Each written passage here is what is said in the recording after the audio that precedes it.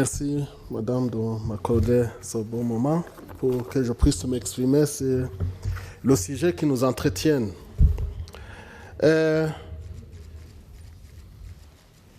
Pour gagner du temps, mais aussi pour aller au vif du sujet, comme vous l'avez entendu, je suis le président de la commission Justice et des droits de l'homme. Si vous allez entendre, ne soyez pas étonnés d'entendre que je vais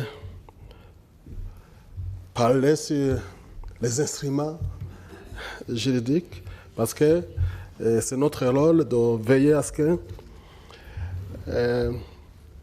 les instruments juridiques, que ce soit international, africain, soit rapatriés dans nos pays respectifs. Et comme les autres ont parlé, le Covid est un fléau qui a endeuillé nos pays et qui a conduit à la chute de l'économie au niveau mondial, africain, national et au niveau des ménages. Et comme vous le savez, pendant cette période Covid-19, l'éducation des filles a été perturbée, surtout pour les filles issues des familles nanties des moyens financiers et celles des milieux ruraux. Nous avons remarqué aussi que la situation des filles dans les ménages à faible revenu s'est aggravée depuis le début de la pandémie par des mariages et grossesses précoces, ainsi des violences sexuelles. Ainsi, de nombreuses filles ont été mariées contre leur volonté pour de l'argent à raison de conséquences économiques sur le revenu de leur famille. Je me répéterai en disant que les ménages à économie faible se sont vus dans la misère et n'étaient à mesure de subvenir à tous les besoins familiaux, dont ceux d'envoyer les filles à l'école.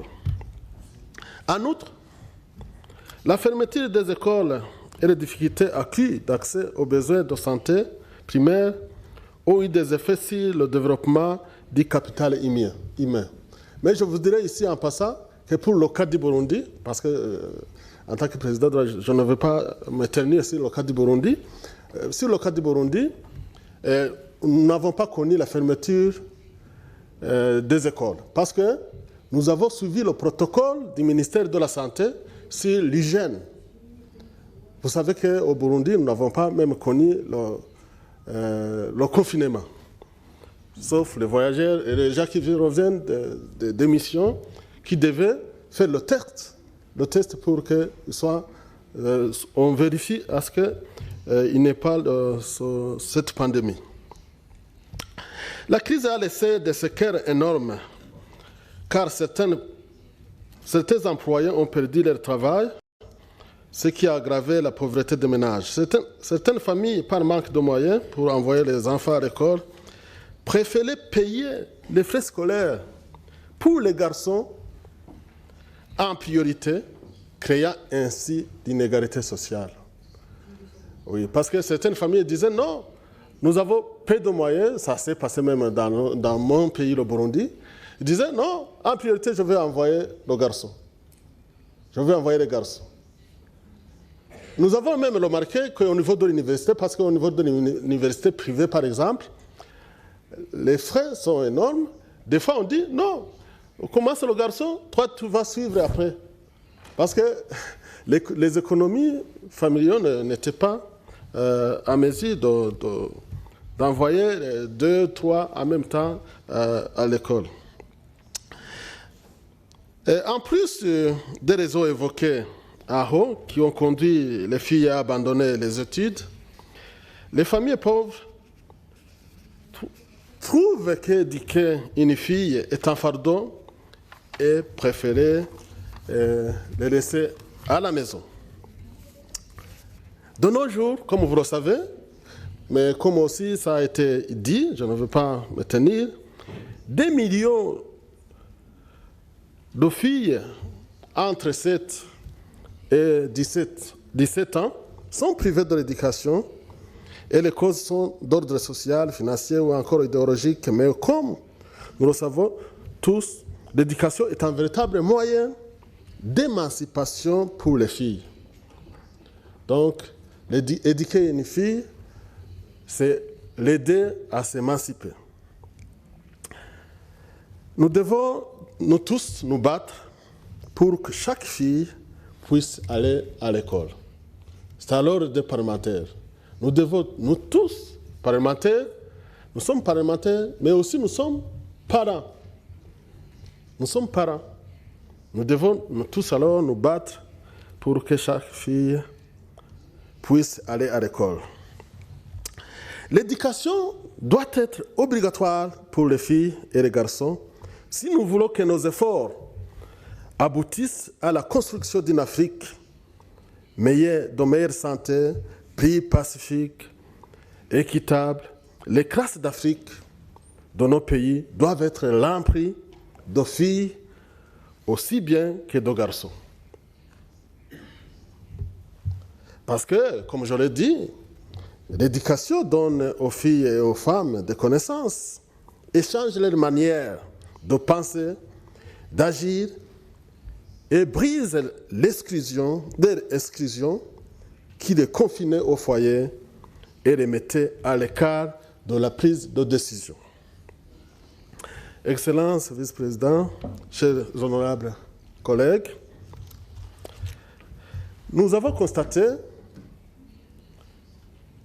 et je constate avec vous, que la majorité des États africains ont ratifié un nombre impressionnant d'accords et de cadres internationaux et régionaux sur les droits à l'éducation inscrits dans les traités internationaux des droits de l'homme et de l'engagement sur l'éducation des filles.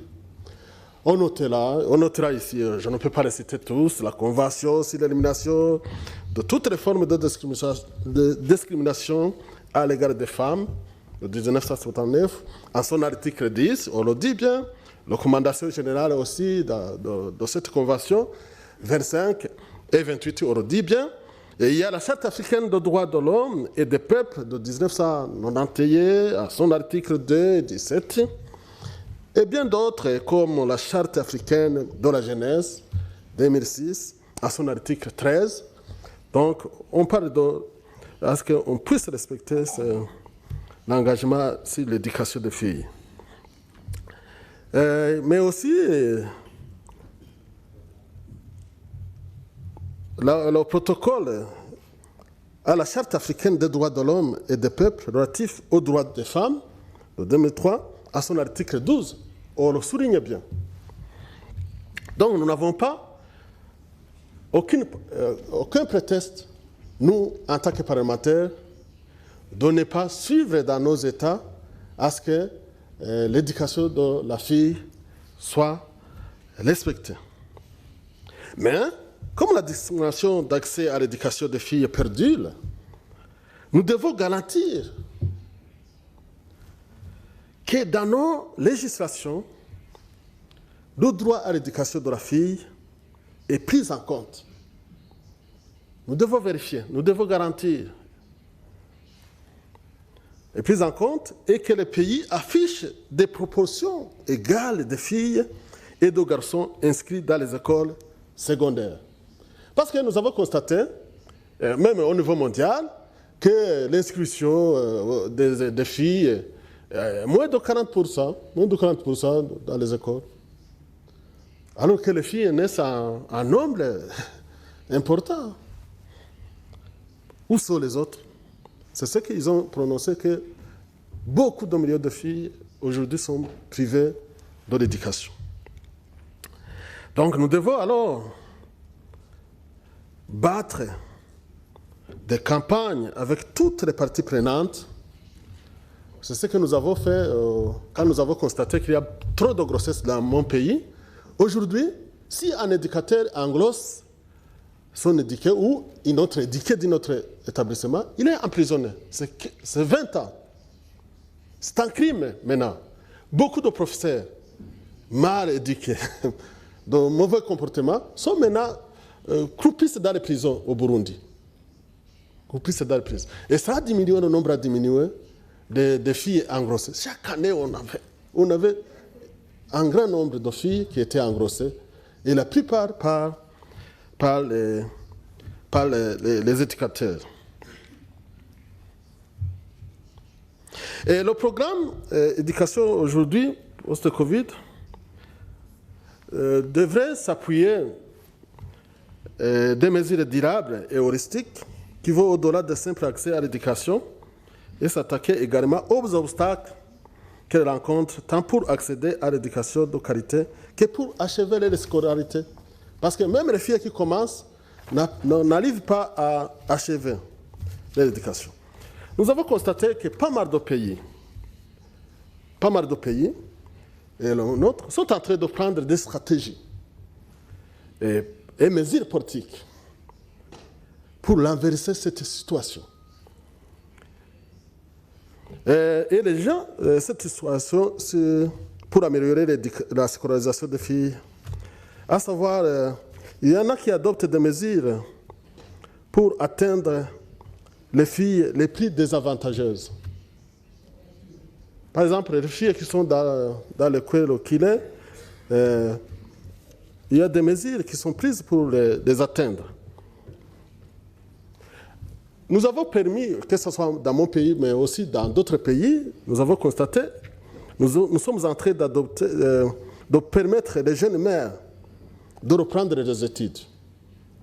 Dans mon pays aussi, on permet, après allaitement d'une année, le ministère de l'Éducation a fixé une année, tu allaites l'enfant une année, puis comme ça, après, tu reprends l'école. Et on est en train aussi de garantir la sécurité des filles et des garçons en milieu scolaire. Parce que les filles étaient menacées au cours du chemin, elles étaient violées, mais maintenant il y a des mesures qui sont prises pour garantir la sécurité. Il faut aussi alléger, nous avons sensibilisé, d'alléger le travail domestique des filles pendant la période scolaire. Et comme vous le savez, aussi, nous sommes entrés dans notre pays, et dans notre pays aussi, comme je l'ai constaté dans d'autres pays aussi, nous avons entrepris, nous avons commencé à valoriser l'image des filles et des femmes. Parce que dans le milieu scolaire, si la femme, l'image de la fille n'est pas valorisée, même les générations futures de filles ne vont plus être encouragées à continuer les études. Nous avons aussi sensibilisé à ce qu'il faut alléger le travail domestique des filles pendant la période scolaire. Ce sont des mesures politiques que nous avons prises, que nous prenons. En conclusion, chers collègues, éduquer une fille et une femme, comme les autres l'ont dit, n'est pas un privilège.